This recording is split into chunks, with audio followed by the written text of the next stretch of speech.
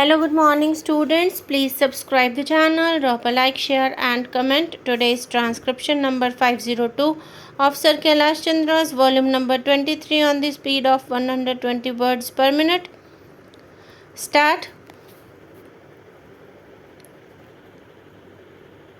Mr. Chairman, Sir, I welcome this opportunity which has been provided by this Honorable House to discuss this statement which I made the other day before the Honorable Members.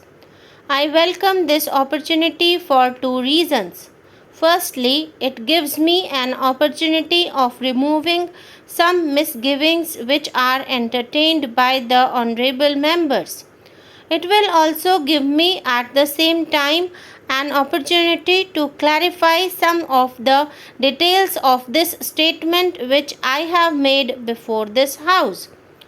Before doing that, I would like to make a few observations, and these are that some of the honorable members have expressed views that so far as the matter of food is concerned, it has to be treated as a national problem.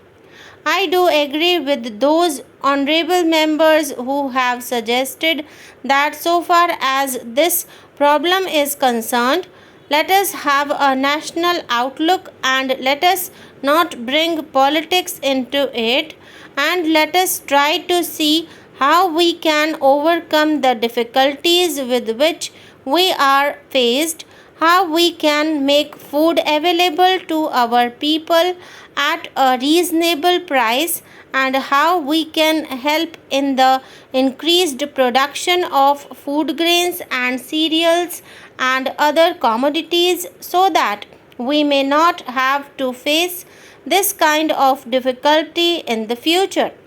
The second thing which I would like to point out is this. I think the time has come when we should be clear in our mind that this is not because of preconceived ideas or ideologies that we had placed a certain policy before this house and before the country last year.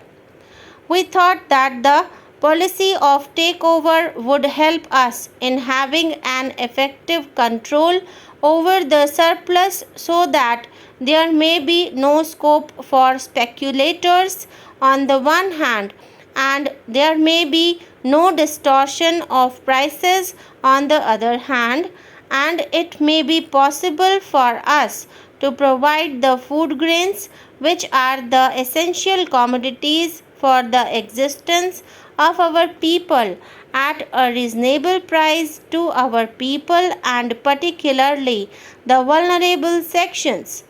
That was the main objective or idea underlying this policy. So far as procurement is concerned, that was a procedure in order to implement that particular policy.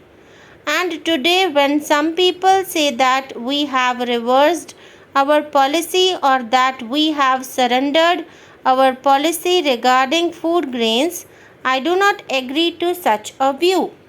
So far as my friend Mr. Mishra is concerned, and so far as my friend Mr. Madhu Lemay is concerned, they did not expect much good out of the policy which we had initiated last year, and they also did not expect any good out of the policy which we have initiated this time, but they have not told us what is the better policy which can serve the objective which we have placed before ourselves.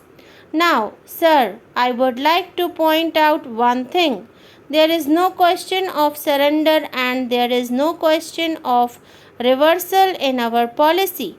I can reiterate and emphasize that so far as this government and our party are concerned, we accept the socialist path as the proper path for the purpose of development and progress of this country.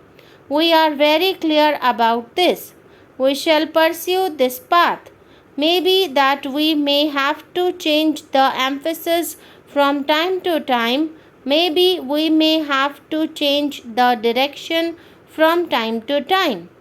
But we hope that the goal that we have set before ourselves will be achieved in the long run. Now, the question before us is this: why did the policy which we had placed before the House and was accepted by it was not a success? I can give you a number of reasons for this. One of the main reasons why the policy had failed is this: the very honorable members who are now criticizing us had created such a psychology in the country, and on the basis of which it was not possible for us to obtain food grains from the cultivators. I would like my honorable friends to realize one thing. This was the policy placed before the country by us. Sir, it is not possible for the farmers to earn their livelihood from farming alone, as they do not have the facilities to grow crops throughout the year in every area. They remain idle for several months in a year. How can they meet their family expenses when they have no work? In order to generate employment as well as purchasing power, the government should create jobs of some kind or the other. In this connection, I would like to stress on dairy development. If the rural people get facilities like loan to buy good variety of cows and buffaloes, and also some help under the centrally sponsored scheme, they will be able to produce milk and milk products. Therefore, I urge the Government of India to pay adequate attention to promote dairy in different parts of the country.